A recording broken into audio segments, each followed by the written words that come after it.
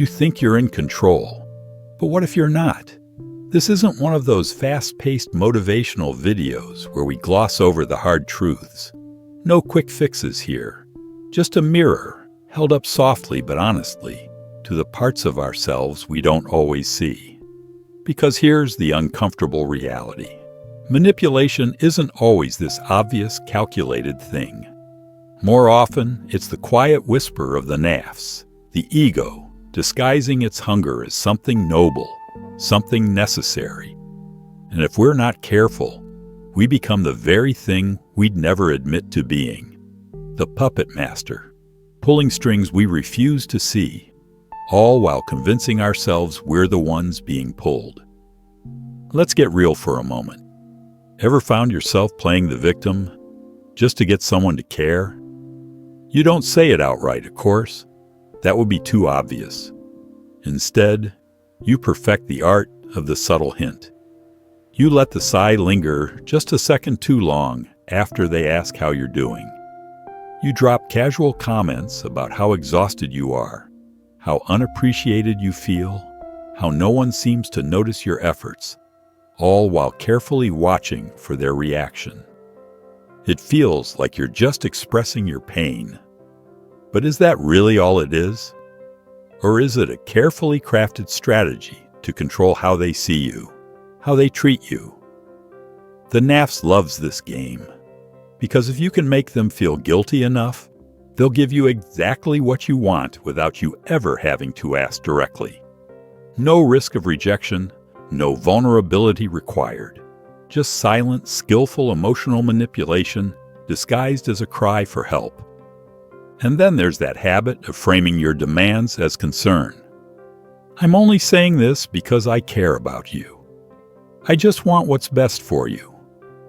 On the surface, it sounds so loving, so selfless. But if we're truly honest with ourselves, in those quiet moments when no one else is listening, is there a flicker of frustration when they don't take your advice? A quiet, simmering anger when they make choices differently than you would? Because here's the truth. Real love doesn't tighten like a fist when someone exercises their free will. The Nafs is a master of disguise. It clothes control in the language of care. And we believe it because the alternative would force us to admit something uncomfortable, that maybe we don't trust them enough to let them choose for themselves. Or what about those times you withhold affection to teach them a lesson? The silent treatment when they disappoint you. The sudden emotional distance when they fail to meet your unspoken expectations. You convince yourself it's about boundaries, about self-respect. But let's look deeper. Is it really? Or is it punishment dressed up as personal growth? The Nafs thrives on this tactic because nothing makes us feel more powerful than making someone ache for our warmth, only to grant it when they've sufficiently proven their loyalty or remorse. But here's what we need to understand. Love isn't a reward system where people earn our kindness through good behavior. And other human beings aren't projects for us to manage and correct according to our personal standards. Even our humility can become a disguise for the Nafs. Ever caught yourself downplaying your achievements just to fish for compliments? Oh, it was nothing really. I'm not that good at this. You say these words while secretly waiting, hoping they'll rush in with, "No, you're amazing." And when they do, it gives you that little hit of validation you were craving. But real humility? It doesn't keep score. It doesn't set verbal traps for praise. The Nafs is cunning. It can turn even our surrender into a performance, our modesty into a subtle play for admiration. Perhaps the most insidious habit of all is the need to be needed. You jump in to solve their problems before they even ask. You anticipate their struggles, their pain, not simply to help, but to position yourself as the indispensable hero in their story. Because if they can't function without you, then you'll always matter, always have a place in their life. It feels like sacrifice, but is it really? Or is it another way to ensure they never leave, never outgrow you?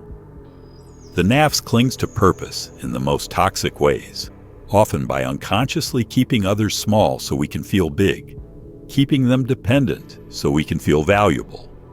These aren't accusations, they're invitations to look deeper, to see what's really driving us in those moments when we think no one's watching. Because the Nafs doesn't announce itself with flashing lights. It hides in the shadows of our best intentions, our most tender emotions. It slips into our love and twists it. It sneaks into our care and warps it. And the only way out is through ruthless sincerity. The courage to pause in those critical moments and ask, am I loving or am I owning? Am I helping or am I holding? Am I giving or am I grooming? You're not a villain, you're human, beautifully, messily human. And the fact that you're still listening, that you're willing to sit with these uncomfortable truths, that means your heart is still awake beneath all the layers the Nafs has built up. That divine spark within you still burns bright enough to recognize these shadows when they're pointed out. So don't beat yourself up. But don't look away either. Just keep listening to that quiet voice beneath the noise of the ego. The one that knows real love doesn't manipulate, doesn't control, doesn't keep score. The one that remembers we're all just souls trying to find our way back to something purer, something truer. Let that voice lead, even when it's quiet, especially when it's quiet, because that's where the real work begins.